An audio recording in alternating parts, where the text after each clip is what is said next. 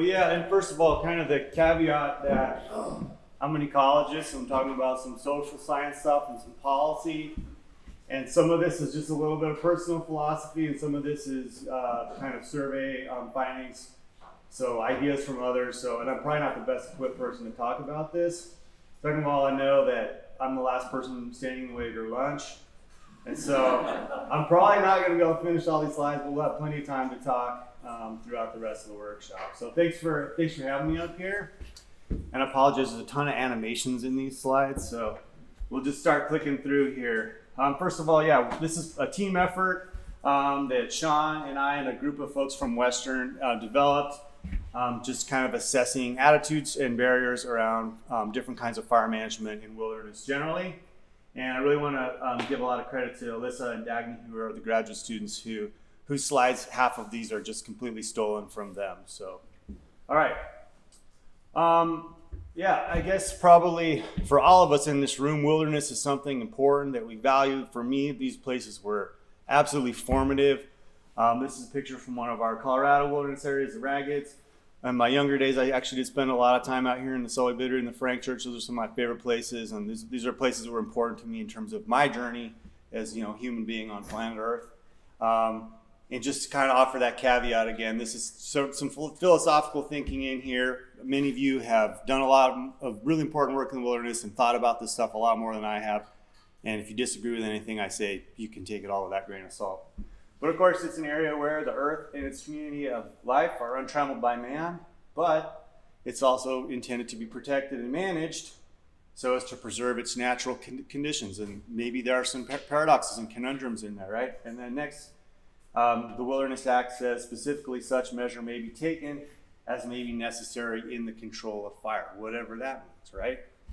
And I think the philosophical question here is where we have trammeled these places, whether intentionally or inadvertently, what's our responsibility maybe to untrammel them, or can we untrammel them? So next, all right, big trammel, fire exclusion, right?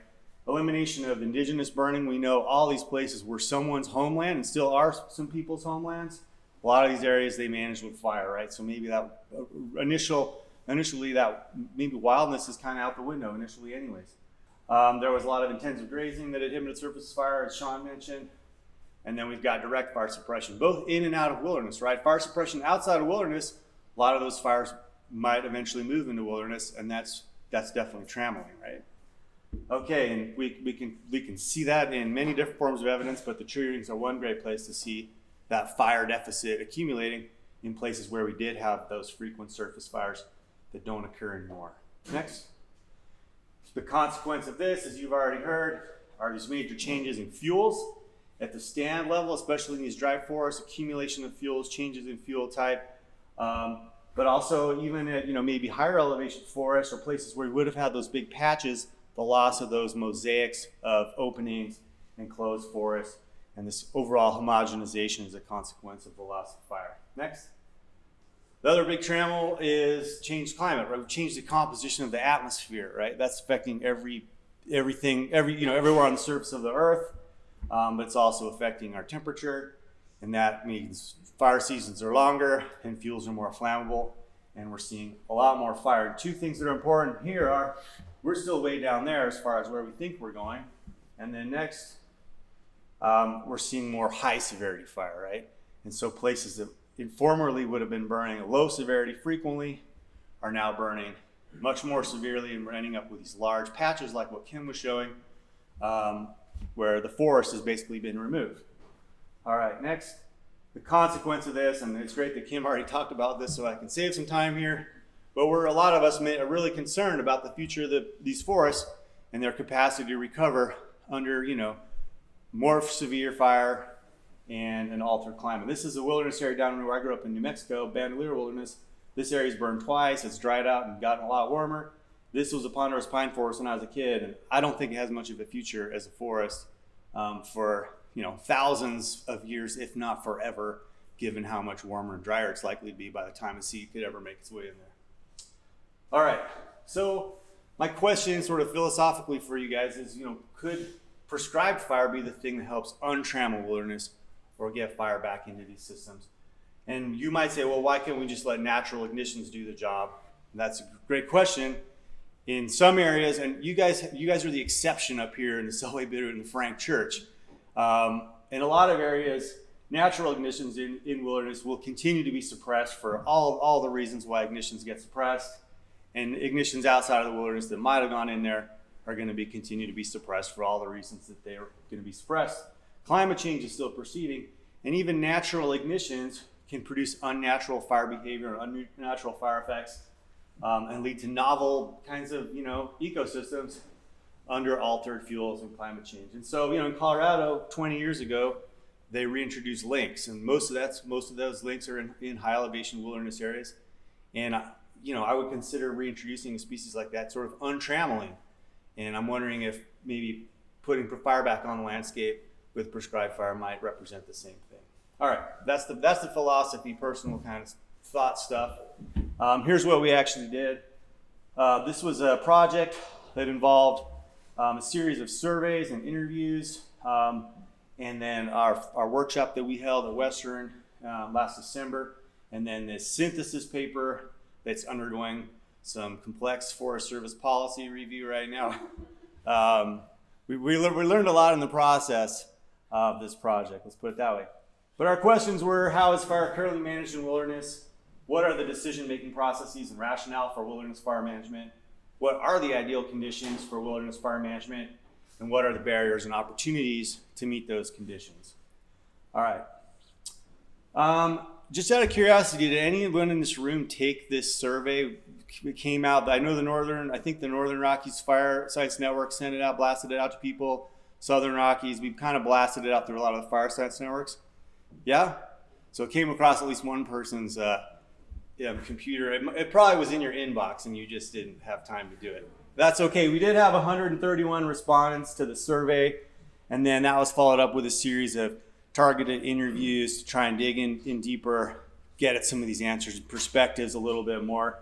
That all took place last year. We had lots of great representation from cross agencies and all right. So the first question we asked was, for lands your agency manages as wilderness, how often do you use the following fire management strategies? Full suppression, confinement, manage wildfire, prescribed fire fuels treatment. And the two results here to highlight are animation. Full suppression was always or often, about 70% of the time. Full suppression was the go-to management strategy in wilderness areas. And then next, manage wildfire for resource benefit, or whatever we want to call it, and prescribed fire, about the opposite. So prescribed fire, rarely or never, 70% of the time. Okay, so full suppression is still the go-to management strategy. And like I said, I think out here you guys are a little bit the exception here in terms of how much managed fire you guys get on landscape. All right, next. So digging into this a little bit, we're going to click through a few animations. Here are some factors that we thought were associated with the variation of those responses. Geography, big wilderness areas out in the middle of nowhere, a lot more managed fire, a lot more suppression in small wilderness areas. Next, and the built environment, wilderness areas near the WUI environment, everything gets suppressed routinely. The natural environment is also important, so areas that are more fire prone or where fire is more likely, that influenced how fires were managed. And then administrative considerations, also a big one. Here's just a quote from one of our interview participants. Suppression fires in California become so big that we decide not to manage lightning fires due to lack of resources. You depending on planning level, you probably experience something like that as well, right? Here's a perfect start, perfect ignition in the wilderness, perfect conditions. Well, guess what? It's COVID year, right? Or whatever it is. Okay, what are the decision-making processes? I want to credit Steve Fillmore, who did some really good research on this, and we kind of borrowed his categorizations here in looking at wilderness fire management decision-making. Please rank the importance of the following factors that affect decision-making regarding fire management in areas or agency manages as wilderness. We've got fire environment outcomes, institutional influences, operational considerations, perceived risk, socio-political factors, lots of stuff. But here's the two that I want you to see. First of all, perceived risk was the #1 factor influencing decision making, right? In wilderness, okay? And then fire outcomes, probably the thing we would say in wilderness should be the most important consideration. Well, that's the lowest priority, right? Probably no surprises there. Okay, next. So just a few kind of digging in detail there with some of the interviews. Risk and safety considerations, #1, always. A lot of interesting things here with agency history, culture, policy interpretation, how things were done, in the agency, how things were done on the district or on that forest. That there's some historical factors that influence what people do because it's always been done this way or it's never been done that way here, right? And then collaboration, and I think there's one more, wilderness qualities. That's also part of the decision-making process. Tools and systems, and I really liked, oh man, I'm sorry, forgot your name.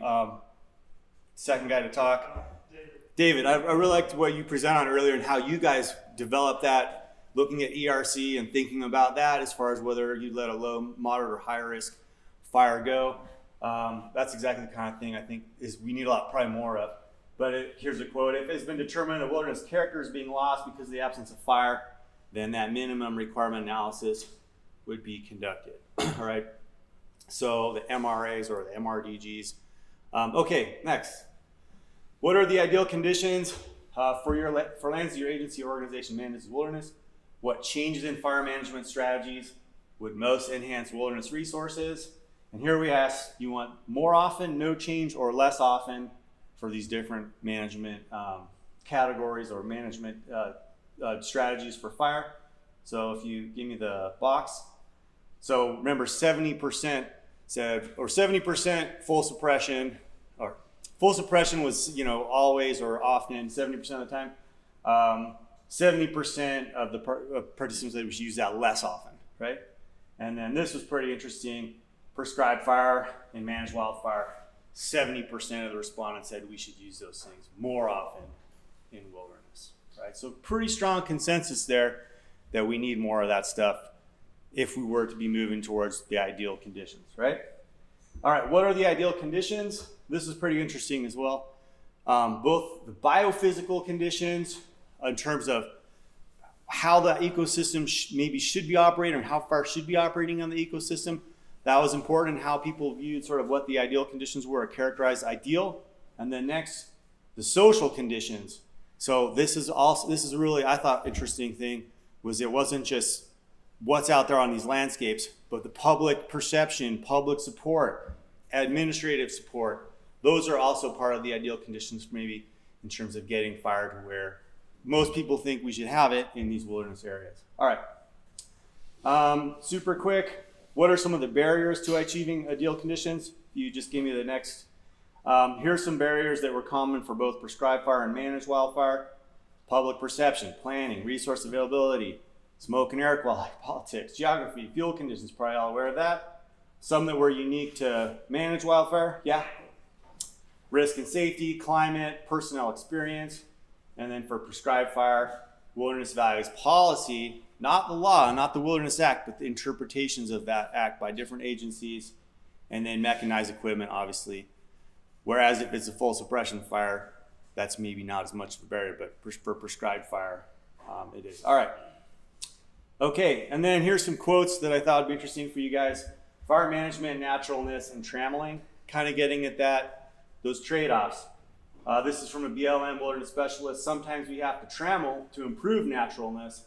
In the case where we have indicators showing that our priority vegetation species are getting into fair pro condition and we think that prescribed fire might improve that naturalness component of the wilderness, that is when we might consider using prescribed fire. The BLM does have some wilderness. They have done some prescribed fire in wilderness. There's one planned for down in Colorado where I live, but it's kind of a little bit less than the National Park System. National Park Service, they've done all sorts of prescribed fire in wilderness for a long time. Here's a quote: "I hope there's been continued positive steps forward as far as trying to not always just focus on trammeling, but to focus on the fact that the natural quality is just as important, and that's been screwed up by climate change." That's from MPS Superintendent. Here's another Park Service quote: We need to open up the tools available for proactive fire management in the wilderness, because climate change, a fundamental trammeling in the wilderness, is changing the role of fire in the landscape. So it is also not necessarily a natural process. If we want trees in our wilderness, we will have to actively manage for that. All right. And then Forest Service has, I think, been generally the most restrictive about the use of prescribed fire in wilderness.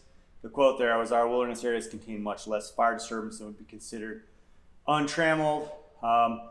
And much evidence of fire suppression activities. Most of our smaller wilderness areas in particular, the desired condition of having fire play its natural role is not being achieved, and in many cases is not currently achievable, right? So again, Frank Church is a big wilderness. It's a lot easier to let things do its thing out there. And a lot of these little postage stamp wilderness areas, California or Colorado, Arizona, New Mexico, no one's gonna let a fire go under most conditions, right? Okay, so our research conclusions: 4 points. Wilderness fire management depends on geography, values at risk, but still usually full suppression. Decision making relies most heavily on risk and safety. Wilderness interpretation varies by agency. Everyone kind of agrees wilderness should have fire. Fire should have public agency support. And then administrative barriers, risk aversion are some of the biggest barriers to wilderness fire management. All right. So we held this workshop in December at Western. We had 21 participants, BLM, Park Service, Forest Service, tribes, nonprofits, really amazing. Andrew was there, Sean was there, really great group of folks, kind of brought together from the interviews and the surveys. And our goal was to prepare a paper that synthesizes challenges that current fire wilderness management face, identify opportunities to further the appropriate use of prescribed fire in particular, but maybe appropriate or just sort of a little bit maybe more advanced fire management in wilderness generally. All right. We looked at some case studies with cultural fire, indigenous fire use, with Taos Pueblo and the Yurok tribe in California. We looked at some examples of prescribed fire use in Yosemite and the Superior National Forest. There was a period where they did a lot of prescribed fire up in the Boundary Waters, really interesting stuff. And then looked at some current planned projects in Colorado and California. And the kind of takeaways we gathered from these case studies: fear is an impediment. That complexity increases with time. A lot of times I feel like we learned that agency personnel weren't necessarily aware of success stories. The failures, people have become aware of them pretty quickly, but the successes that people have had in the past don't necessarily get communicated as broadly. A lot of kind of value for the role of science in demonstrating the need for fire on these landscapes and maybe supporting the use of prescribed fire. Neither the Wilderness Act nor policies prevent prescribed fire in wilderness. And then lots of questions around tribal treaty rights and burning rights that I think are going to be important in informing this discussion moving forward. All right. And then our synthesis paper, basically we came up with 8 different categories that I'll share with you of 21 different opportunities, we're calling them, to maybe move forward. And I'll just share those categories with you. Acknowledge cultural burning in wilderness, that these places were and still are someone's homes, and that's how they manage these landscapes in a lot of these places. Even though at some point they were designated wilderness, people were living in these places and managing them, right? Develop messaging about relationship between wilderness and fire. Specifically, the Wilderness Act does not prevent or preclude prescribed fire. Expanding and formalizing collaboration, initiating proactive and far-reaching engagement. So a lot of times, maybe thinking about a longer planning horizon that brings the public in, brings more people in earlier on. Increasing access to training was a big one. Maybe the Arthur Carhart Wilderness Training Center could have some maybe modules around prescribed fire. I think we're going to get a new prescribed fire training center here in the Western U.S. somewhere. Wilderness should be a part of that, those trainings as well. And then creating comprehensive, consistent interagency policy and messaging. This is where we learned there's a lot of differences between the agencies in terms of how they view prescribed fire and the use of prescribed fire and fire management generally in wilderness. Lots of sentiment around building more leadership support for updated policies. And a lot of the stuff, yeah, it comes down to the line officers. It does come down to the leadership. And then promoting budgetary and administrative change. And so a stable year-round fire workforce is something a lot of people felt would be important if we want to be getting out there and doing more different kinds of fire management, prescribed fire, during shoulder seasons and things like that. So, all right, I think that's what I got. And just acknowledgments again, all the folks who were participants in our workshop, and those of you, the one of you in this room who filled out our survey, thanks. And then, yeah, any questions? Here's some nice prescribed fire effects in the Gunnison Basin.